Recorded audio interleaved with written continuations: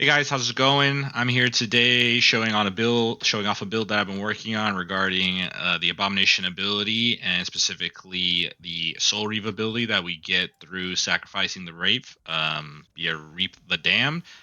I'm gonna just start off by showing you kind of how the build works off, discussing that a little bit. We'll go out to these minions, kind of check on damages there, and then we'll kind of go into where I look for improvements. And then I'm gonna also have below the video here kind of the build guide, and then discuss a little bit about how we want to farm monos as we initially get there, how we want to level mid game or mid late game where I'm currently at, and then what I imagine to be the full end game build. So because I'm rocking 400, 500 corruption right now, we have to essentially channel um, the abomination previously. As you just enter the monoliths, we can use Devour. This is enough damage here. We'll just kind of not rely on Death in the Family Epicurean a lot, and we'll kind of just rely on Domination and be a little more safe. That's the issue that we have, but it's a much quicker build, and that's what I recommend as we're just kind of trying to get all our items and whatnot. But as you know, corruptions get higher, we're going to do that extra damage to stay alive. But what's also good is because we kill things so quickly, we are really intrinsically tankier, and then we also have additional health as well. So how any before you go into any monolith or any content that you have in the end game here, we're essentially going to summon all our minions. Really what I want to focus on is because of these two nodes right here, Epicurean and Death in the Family. Death in the Family, we get additional increased attack speed and cast speed. If we have 5 different types, I'll show you how we get that. And then we do more damage for each type of minion consumed. And then we also do this more damage for each minion we consume up to 20. So as you can see right now, I'm going to have essentially with my summon skeletal mage ability, we're going to get 4 of those. There are already 3, and then we have 2 different golem types, one a blood, one a just a regular one. So we already have 5 different minions. Okay, we're going to summon our race here, so we'll have, look, those are 3 different races right here, and then we're going to have additional 3 more, and then we'll suck. And then during the suction process, we also get some vanguards. So hopefully we get some vanguards. Yep, there's one there. We can actually get a lot of vanguards, sometimes up to like 5 or 6, but we'll hit those caps. So we'll just send the guy here. So as you can see, not crazy damage numbers right here. We had a good crit for 826, but really the damage comes from our Dreadshade ability. We go down the node of essentially Doom Wrath, but because we go down this, we provide the Everlasting Poison for him. But I'm going to just pop this on. Because of our Dreadshade, we are now critting for everything. And so you can see we're hitting like 5 mil and stuff like that. Really, we want to focus on the Wreath ability. That's where our bread and butter is. What kind of sucks about this ability is it says in the description that our melee attack is replaced with Soul Reave. That's not true. It's essentially we Soul Reave every 3 autos. So as you can see, hit to the ground, right? Auto, things like that. But you can see we're doing quite a lot of damage here. This is really enough to one-shot most elites in the 400-500 corruption range. So we're just becoming overall pretty tanky across the board here. All right, guys. Well, I'm just going to walk through the passive nodes and the skill nodes real quick. It's pretty straightforward. We'll start with the Abomination because that's our bread and butter. Really, where all the damage comes is these 3 nodes right here, where we're just consuming a lot of minions in general, and so we're just increasing our damage. Obviously, we have the Soul Reave ability here. We do have these nodes over here, which essentially we get some additional abilities for sucking up our golems.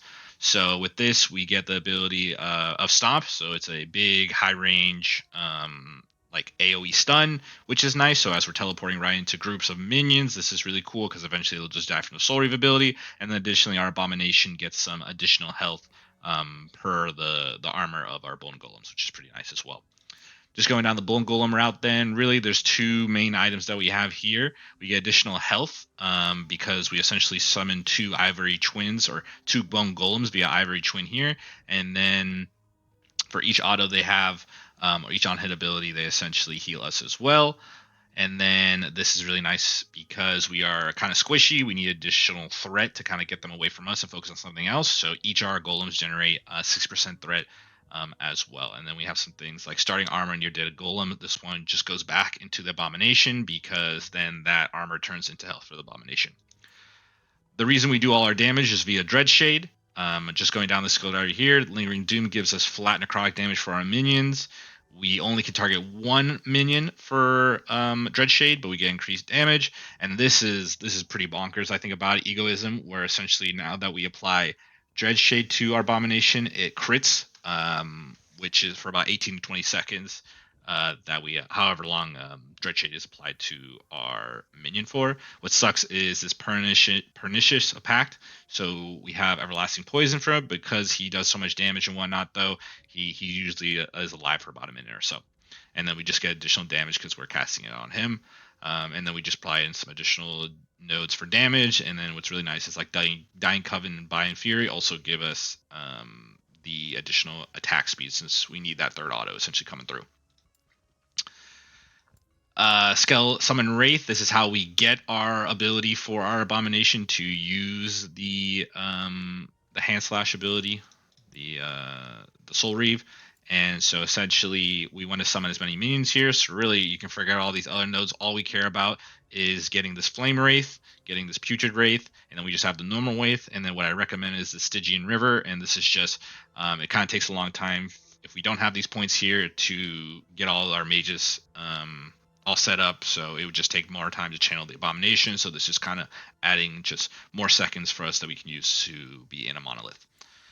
Originally I had Transplant, but I moved that over to Summon Skeleton Mage. The reason for that is now because we're channeling, obviously we want more minions to suck up. So as you can see here, we now summon Cryomancers, we summon Pyromancers, and then we have our base Skeleton Mage as well. So those are why I have nodes there, and then we have eventually for more Skeleton Mages. And then really the big thing that we have here is teleporting when we use the Summon Skeletal Mage ability, which is pretty nice as well. For our passive tree, we're just really focusing on necrotic damage for our minion and attack speed. So as you can see here, I just have some base attack damage. You can just get here. This is really nice. Eye of Damnation, which is increased minion necrotic damage. Most of our points are going to be in the Necromancer tree. We just have increased damage, increased minion necrotic damage. There are a few things I do want to point out. Because we are squishy, we're taking full points in Tyrant, so we have increased health, which is really nice. Highly recommend this. We can either take this earlier or later, depending on how you're feeling. We have some nodes where we're just increasing attack speed across the board.